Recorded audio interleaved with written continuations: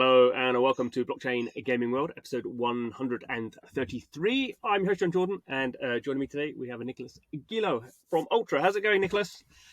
Hey John, thanks a lot for having me today. Doing great. Good. We are, putting a lot of work into to launch Ultra. So yeah, Absolutely. busy as hell. We were just discussing before the call. We've sort of been in touch. We've known each other for a while, but actually we haven't really, as far as we can work out, haven't spoken for a number of years. So it's good to catch up. And I guess the main reason we're catching up now is to talk particularly about Ultra and sort of the phases you've gone through, sort of finally going live and all that sort of stuff. I should point out you are the co-CEO. You're one of those weird companies that has two CEOs. Maybe there's so much work going on. It has to be two of you, but to kick us off, I guess it's always good to get a bit of a some background knowledge on the on the person I'm talking to. And you've got sort of quite a good backstory in terms of, sort of what you were doing beforehand. So can you give us a bit of how you got into gaming and how you got into blockchain and how you put those two things together with Ultra, which I think started in 2018, maybe even a little bit before then. I'm not sure. Yeah. But yeah. Fair enough. No, indeed. Here we haven't had the chance to speak for a long time. We've been a bit cavemen because we've been developing, like a lot. So not going out a lot. I met a lot of people recently. But yeah, now we are at a good time for this. So it's really great.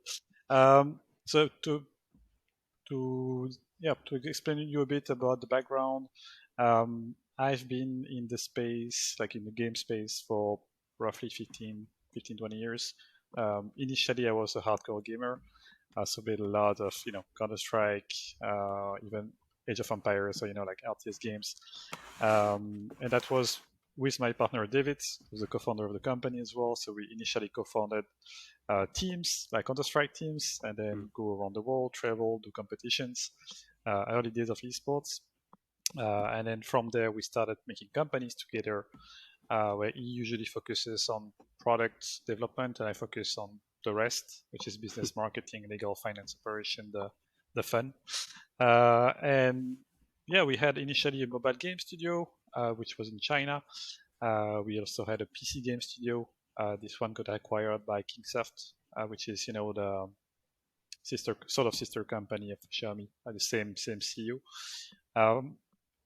We had as well a monetization strategy company, so how to make the business of games better for developers, publishers, and the different actors. So helping the large brands, Tencent, Gameloft, others, on how to make more money or better user acquisition, or the sort of free-to-play era. When this came up, there was a lot of unknown and lots of problems occurred as well. So we were there to guide people. And then before Ultra, we launched a game console for the Chinese market. So I spent, me and David, around 8 years in China. And basically we had the opportunity to work on a very large project, which was government-backed, Chinese bank-backed, 120 million project, which was basically building a game console with AMD for the market. So that was fun. So we went sort of around the clock of the game space, playing the games, making the games, the hardware of the games, the business of the games, distribution of the games as well, because basically game console is like a PC but with Steam integrated at the end of the day. And then in terms of blockchain, so I've been around the space since late 2010, early 2011, so 12 years more or less. So we had like miners back in the days when you could mine almost a Bitcoin a day. So that was, but it did the same values today. So I mean, it didn't make more money. It's just you had to wait for it. And yeah, we followed all the craze. Everything happened. Also the smart contracts that came up with Ethereum. That's where really we thought about, okay, that's actually new technology that makes sense for us in terms of providing new solutions. And that's what we decided to do, is basically create Ultra, which basically would solve a lot of the problems that we found in the games industry across like many years, whether it's in distribution, whether it's as a publisher, whether it's as a gamer or the actors. And then we had to use blockchain technology to address that. So initially we looked around, didn't find any solutions, so we decided to create our own blockchain as well. So Ultra combined a lot of different parts of technology. We have the layer 1 technology, which is something we developed, which has no transaction fees. It's almost instant. There is like over 10k TPS, like 12k TPS, and we can scale it also down the line. So we had to design this for the games industry with the needs of the games industry. So it's very different in a sense from what you see out there, and lots of the problems that arise today in the industry are solved by Ultra because we had to think the blockchain based on the product we want to build, which is made for mass market for the games industry. And the fact we sort of own the whole vertical, we can also adapt each pieces to make it better for the mass market. So if we find a problem, say in distribution of games, because we need IP protection in China, okay, actually we can fix that problem at protocol level, for example, and so everybody can benefit from those updates. So that's how we basically have a different approach than most companies, where usually they focus on layer 1, or they focus on layer 2, or they focus on making a game distribution platform or marketplace, you name it. And here we sort of have the full stack, which makes the experience much seamless for users. Mm-hmm. And I guess that it's kind of interesting that you talk about your history. Basically, most of those bits that you were talking about running companies, you sort of those are part of Ultra. So that's all those that sort of experience has sort of been accumulated and then put into Ultra. But I guess it also goes to show, we were sort of joking before that I think, I can't remember, you announced in 2017 or 2018, but one of the reasons it's taken you so long to do this is because you're not building you're building all these sort of bits and they all sort of have to work together. There's no point just building one sort of module and just go, we've released it. You have to build however many different modules there are, which I guess they all have to be sort of built at the same time, and then there's feedback loops I mean, did you? I assume having done that before, you just knew this was going to be a long process. But did it take longer? Because obviously you're building your own blockchain. I guess we should sort of emphasize that as well as all the elements you're doing. You're actually building your own standalone blockchain that everything runs off, which is that's a multi-year project in and of itself. Yeah, I mean, companies do that for 3-4 years and then they release a blockchain. Yeah. We did sort of that plus all of the others. Yeah.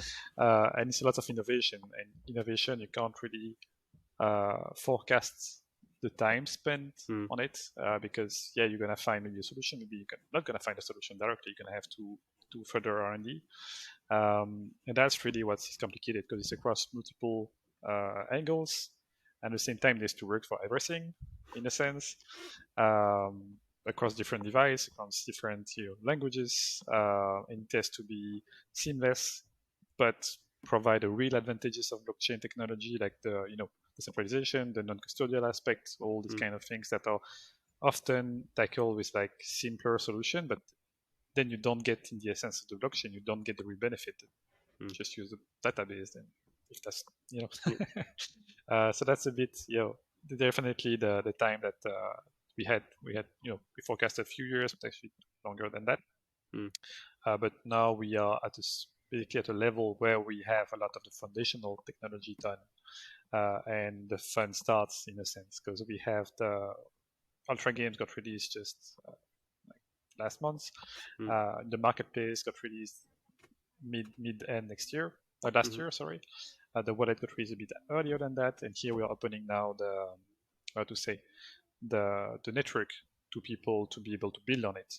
Because I would say the big difference with a Steam, if you take the example, Steam is making distribution. Here we are this Ultra Games, which is a part of the ecosystem, but Ultra Games alone cannot really do the job of beating Steam.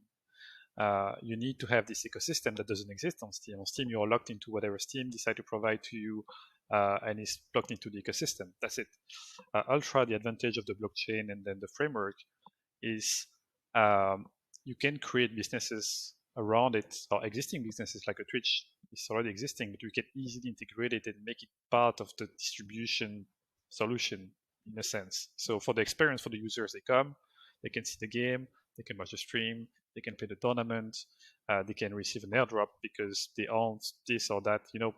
We can make a cohesive ecosystem that doesn't exist out there. Right now, everything is fragmented, everything is on one on Discord for user communication. You go on Steam for that. You go on, and that's a problem. Not a big problem in the sense that, okay, it's a lot of hurdle for users to click, register, and all that, but more a hurdle in terms of benefit that each other can bring to each other. Right now, there's very few benefit. But here with this, you can actually create synergies very easily because the blockchain is sort of the glue in between all those elements. Yeah, no, synergies is, I think, definitely the appropriate word here. I mean, when you talk about that, and I wonder if I'm a sort of someone who's part of the problem here. Do you sometimes, often, Ultra is sort of described as a sort of Steam using the blockchain? And I guess to some degree there's a sort of fair comparison in there, but in some degree it's equally not quite capturing exactly what you're trying to do. And it's difficult because it's difficult to explain all the different bits you're doing without having a very long, complicated paragraph exactly of saying what Ultra's doing.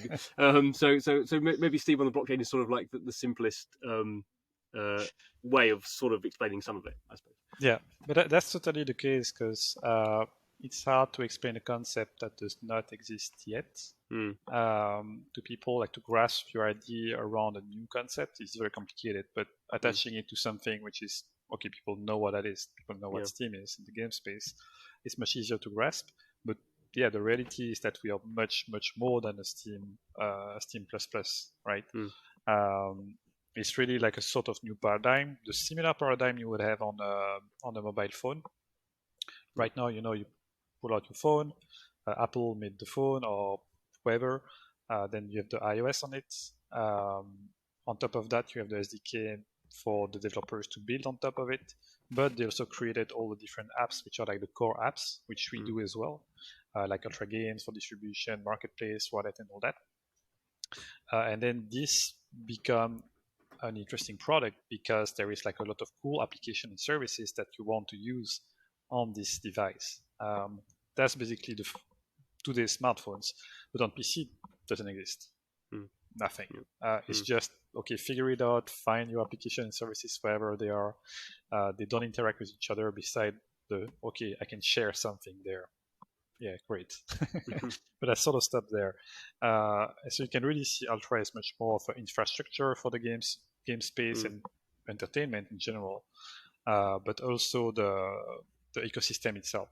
So we sort of build the whole pipe, same way Apple would do it. But on top of that, there is really this blockchain that increase the potential synergies that you don't have with a phone today.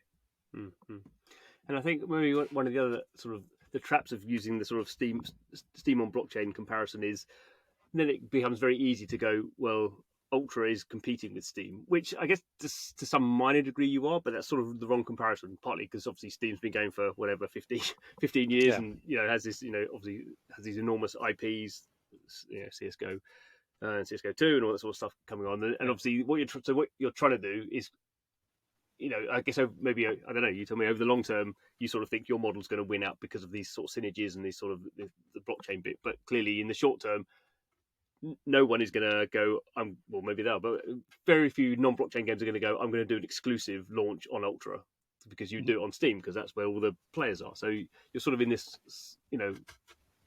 interesting sort of launch phase where how do you sort of position yourself in a way that sort of people understand what you're doing?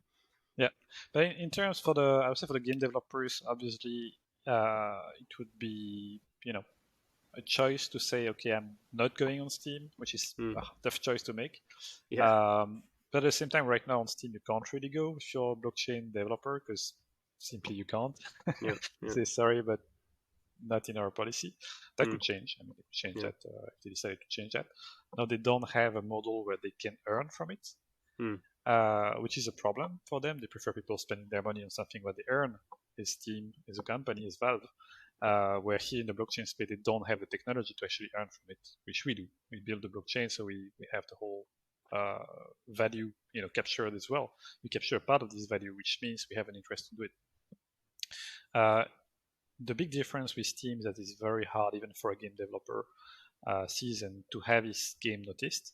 So you can go on Steam, that's great, people can find your game, but still they are nowhere, in a sense. It's like, I don't know, 800 games every month. So why would people see your game and not Capcom's latest game? because Capcom's bigger, so obviously if Steam puts it in front of everyone, they're gonna make more money. As simple as that. On Ultra, you really have this sort of, you can grow your community around your game. You can make them participate. You can have people promoting your game as well, and all of that help you to grow your game from the get-go. You start it. You have your beta phase. You can airdrop. You can work with, let's say, an influencer, and say, "Hey, I'm gonna give you some keys. People can try my game."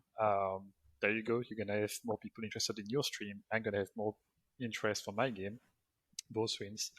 And those people start to be early community, early adopters. They can talk about the game and promote it, and they earn from it as well. Then you can incentivize them with like a tournament.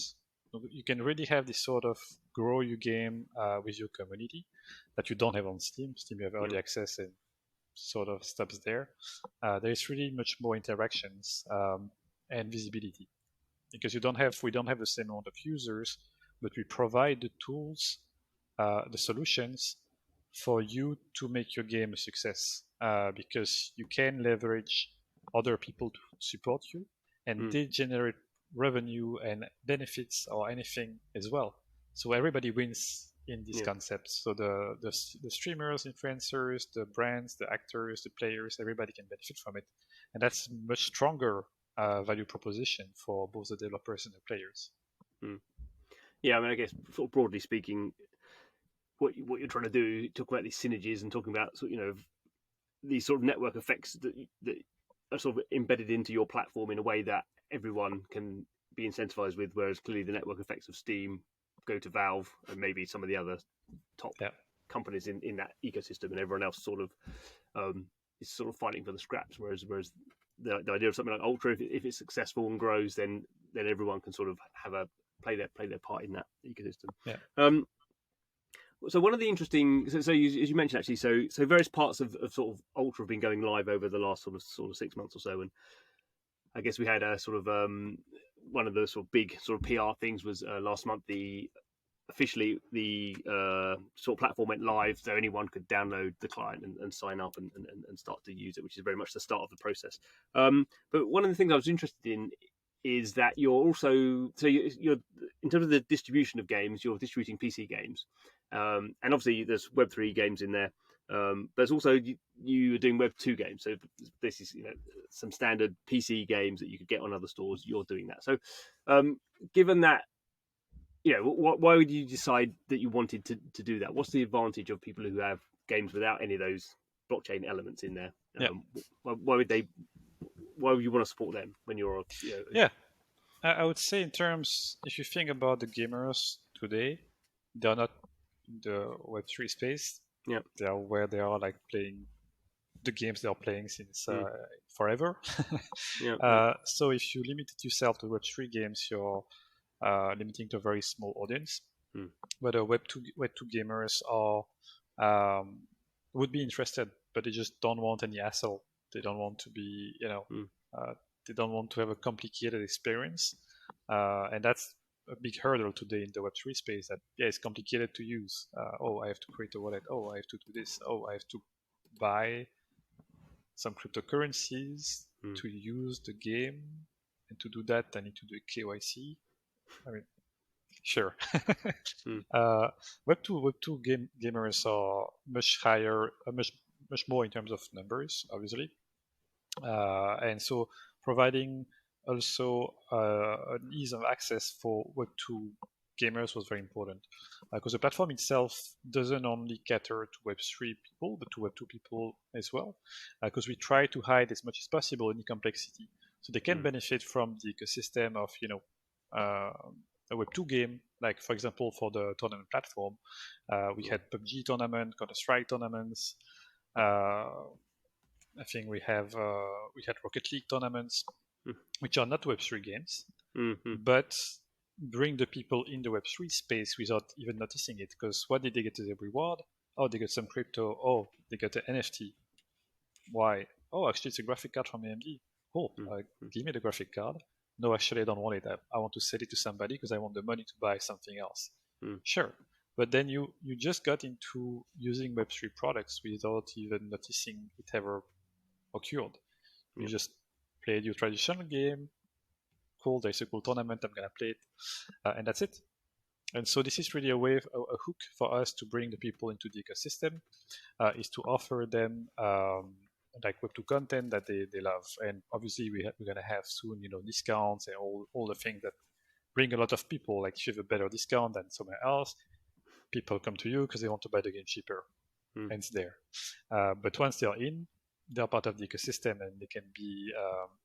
We can show them some great value for them.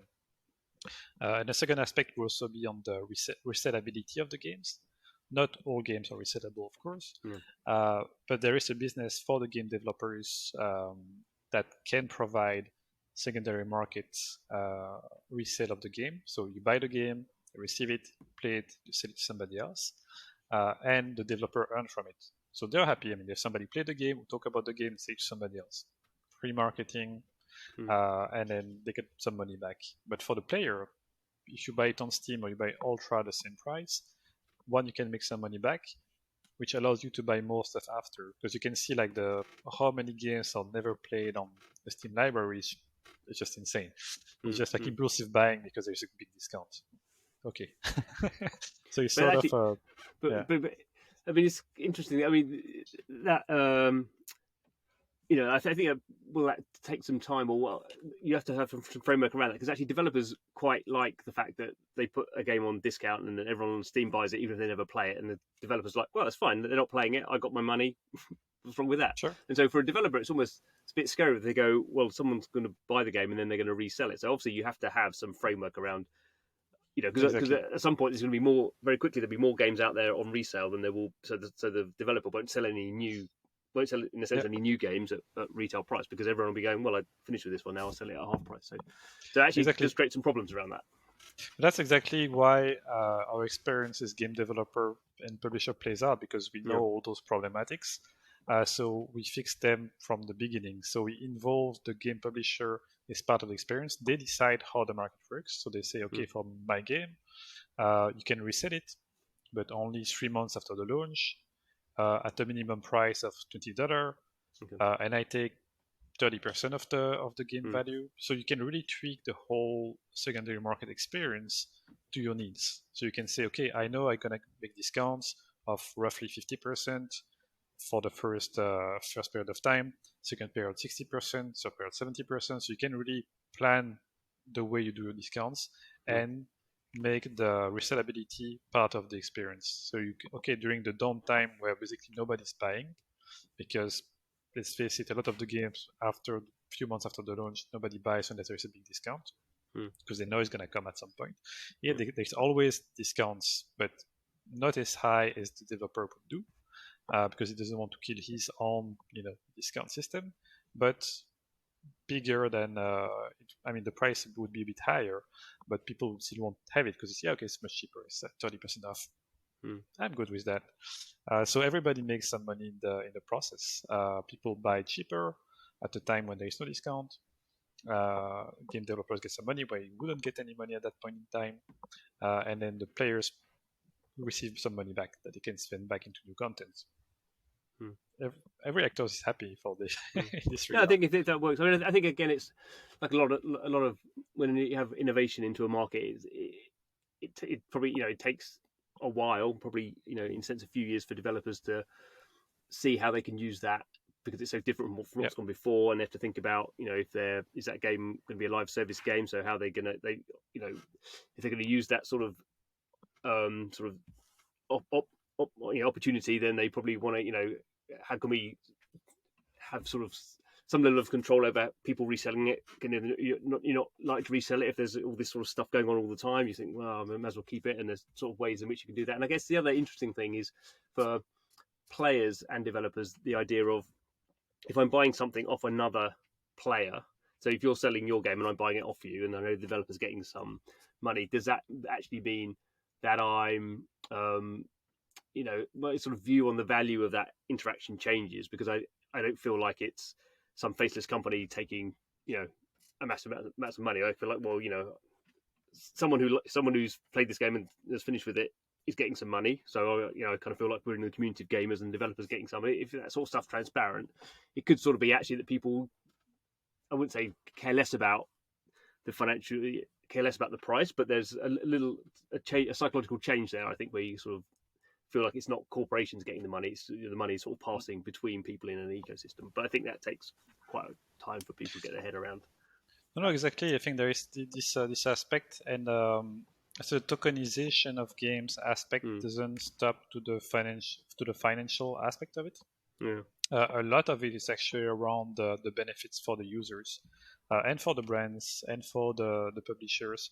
If you think about it, the fact your game is tokenized, you can have, for example, beta gated access for the game, when you can say, hey, you guys played Counter-Strike, we can see that you have the game Counter-Strike because the game is tokenized, so you're gonna get an early access to this specific game because we know you're a hardcore player and then you really like this kind of game, so we're gonna give you some advantages. The same way you could have like receiving a voucher, which is again just an NFT. Receive the voucher because we know you own this specific game for buying another game, or like a discount, or receive a voucher for the same game, which is 20% off on your next purchase. So you can have like a lot of creative way to incentivize the players. Can airdrop them a ticket for a tournament. Say, okay, that's cool. You're like an active player. Boom, you receive that, and there is no work involved in a sense. You just click airdrop, and that's it. And the rest gonna work with the ecosystem. Okay, Ultra Arena gonna track the fact you own this NFT, so it gives you access to the tournament with a big prize pool. So you can really see the advantage of tokenizing the games, and it can go as far as like you go on a Discord, but you get access to talking with the developers because we can see your NFT is that old. So you're one of the early users, but maybe at some point you stop playing the game. You're like, I'm gonna sell my game. Somebody else gets it. It's an old version, and that means that it has more value because it has much more benefits tied to it as well. So there is really no limit in terms of possibilities.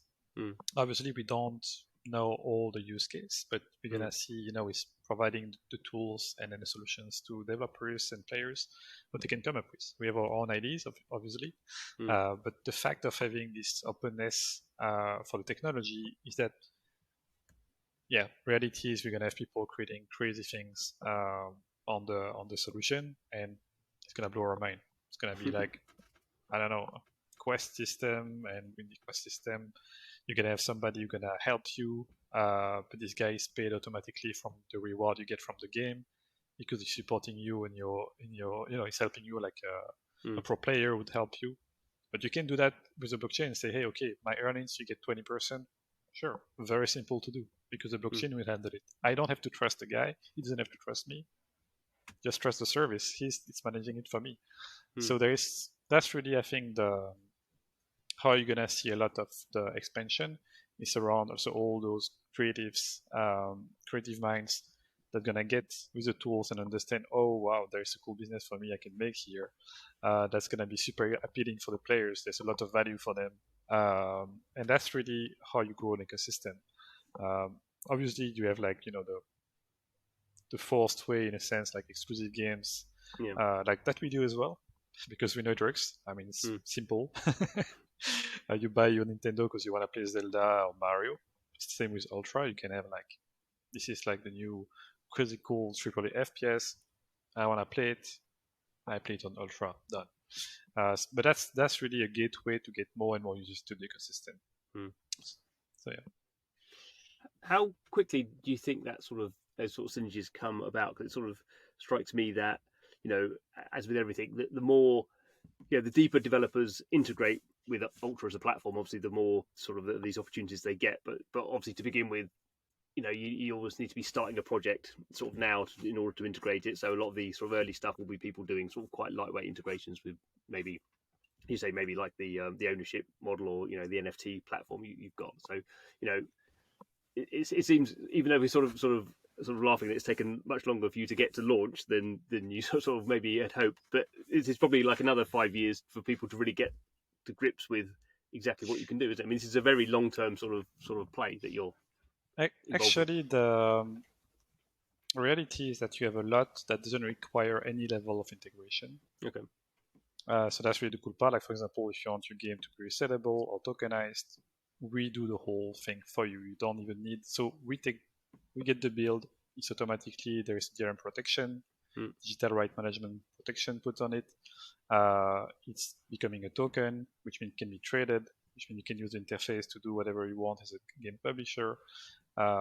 This NFT can be used then by tournaments, or can be used by a streamer, or can be used like in all sort of things, and that requires zero work from your end. Okay. And that's really how basically we bring in like developers in as well, is that they don't need to understand blockchain or care about blockchain to benefit from the blockchain aspects. And that's, I think, what's critical. If you go to somebody and say, hey, this is what you need to do, it's gonna take you 2 months, and then you can use my system. Chances are that nobody in the company will agree to that, beside the tech genius. Will be like, that's so cool, I want to do it. CEO gonna say, nah, no. As simple as that. So it's really the fact that it's seamless for the users, but also for the people building on it, to use and leverage technology. So even if you just have content, you can leverage it. But obviously, you can do much deeper integration if you want to. And that's the case for our own exclusive games, because we want to showcase what's possible as well. So when we have like a big title making lots of users, lots of people see it, lots of money for developer, obviously it drives a lot of interest. The same way you saw, like, I don't know, the very early games like CryptoKitties and after Axis or others.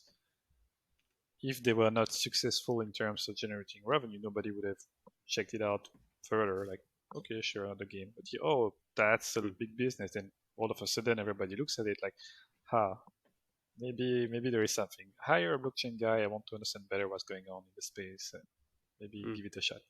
That's really with success that you can drive interest. And what sort of reaction are you getting from developers? How is it sort of something they get their head around sort of quite quickly? Is it something they see as an opportunity, or maybe is it something they see as a sort of a problem in terms of not sure about reselling their games? But it depends on which aspects. So for the reselling, we have some that are like jumping in, say, yep, I want this, make a lot of sense. Some are like, yep, I want to see how it works in terms of metrics. Is it making sense? Then show me some use case studies. So it depends, really depends. On the using the tech, the thing is that we don't limit it ourselves to say, hey, you have to learn this new SDK so you can do something with a blockchain. We provide basically a fully fledged solution again, which is encompassing all the Web2 needs, but Web3 solutions are integrated as part of it. Like, for example, if you want to say, I want to do achievements in my game, I want to have like multiplayer, I want to have, I don't know, messaging, notification, anything that usually you might want to have in your game, we have it on Ultra as well. Which means we provide you tooling to make your game faster and better and easier, while providing you the solution to build using blockchain as well. So if you say, oh, my item, my potion is like a virtual item, sure, all good. Use the SDK to do that for you, so you don't have to code it.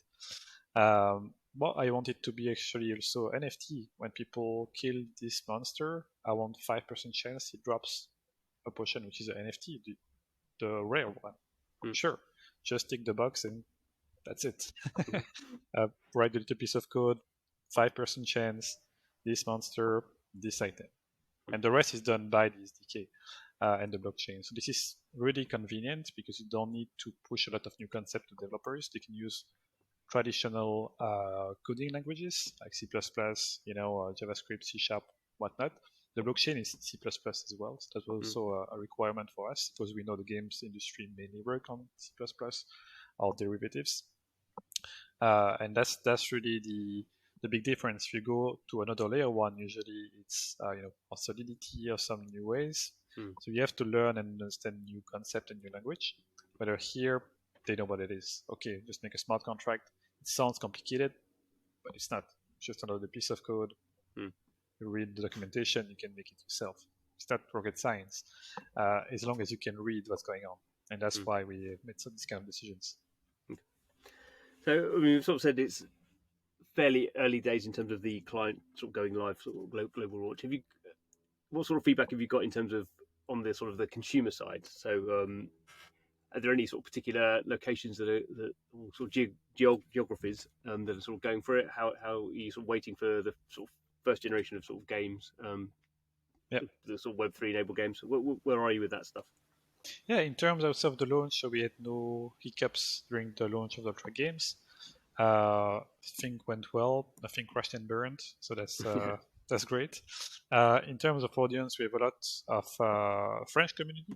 Mm-hmm. Maybe it's because we are, Yep, a lot of the team is from France as well. Yeah.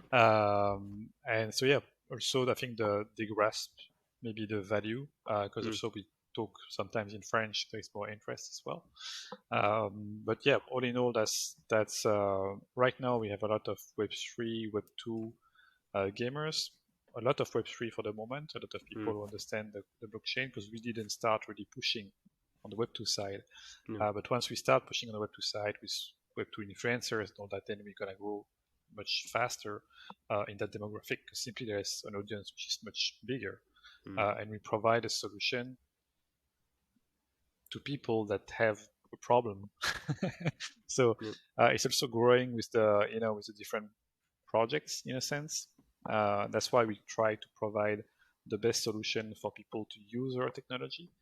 So if they're successful, we are successful as well. So you can have even just one game which is successful or one service which is successful, and all of a sudden you have a glowing ecosystem with a lot of users. That is very attractive then for a lot of developers to come in. And that's really how you start, that snowballs. It's just like the network effect. The more you have, but you need this sort of spark. Once you get that spark, it just explodes. That's really the thing with the ecosystem. Is that one brings the other. And if you can drive that, for example, with like a cool AAA FPS, or if you, let's say we do a big tournament with AMD that brings, 10K users, and then we do another one with, Razer, or, different ways we do that. We can start the pump, and that's really how this works. It's really use the ecosystem, drive engagement and interest for the players. When they're in, drives interest for the game developers, and so on and so forth. And as we sort of come to the end, are there any particular titles you think people should be looking at as we sort of move towards sort of we're halfway through the year now, I guess, almost. So what's the rest of the year looking like in terms of sort of those releases that you think are going to sort of spark that growth? In terms of content, so for Ultra, there is a lot of things, lots of release coming up. Tokenization is pretty much done. That's going to be very helpful. More improvement on game store, marketplace, wallet, and all that. I think the DEX is going to be very interesting. So with Agora DEX, that's going to be launching, which cool. That will help a lot because it increases more liquidity to the network. It pulls basically from all different, not all of them, but the main ones, the main blockchains, and offers liquidity on Ultra for traditional tokens, but mainly gaming tokens. We have the opening of the NFT standard to everybody. So with the V1 that just got released, or is about to be released on the mainnet, and the next step is to open it to everyone, so anybody can create their NFTs directly on chain, and all marketplaces of the network get access to it automatically. So anybody who has a marketplace, an influencer, can talk about an NFT and benefit from it. We have the launch of Ultra Arena that's going to come up. The V1 is we are developing the V2. More social layers as well. That's going to be key for us to help people connect within the ecosystem. Exclusive games. So we have the sports game and we have the exclusive FPS that are both for this year. Do you have titles for those, or are they sort of you keeping that secret? Yeah, we didn't release yet the title, but yeah, it's I think it's so we could do it very soon. It's just here a matter of finishing some media and website marketing elements. And are those games that you've developed, or those games that you're working with third parties to develop? So how did that work? Is basically we work with third parties. We don't develop in-house. we get really experts in their field. We had multiple game studios in the past, so we can look into what the right people to work with, and we can also help on monetization, since it's also in our experience. So we can help. Hey, it worked like this in the Web3 space. This is how you're gonna do that. This is the modification, the game design that we should do, and this way we have really a game that make a lot of sense, and then can leverage the entire ecosystem. So making sure they can do tournaments, making sure streaming wise it's interesting, esports wise interesting, NFT wise interesting as well, but mainly fun game, good game that even there was no blockchain, you would still love to play that game because it's just a good game. That's really what we aim for. Always a good starting point. Cool. So plenty to look forward to. Thanks very much for coming on the podcast. We'll have to have you back as those sort of titles start to roll out, and we start to see the snowball, the synergy, all those terms coming together. Thanks for your time, Nicolas. Thanks a lot, John. Hope you have a great day, and we talk soon. Absolutely. And thanks to you for watching, listening to the podcast, however you are consuming it. Every episode, we are talking to the people who are building out this incredibly, to me at least, interesting, fascinating sort of evolution of gaming. Some people think it's an evolution, some people think it's a revolution, and we won't have that discussion right now.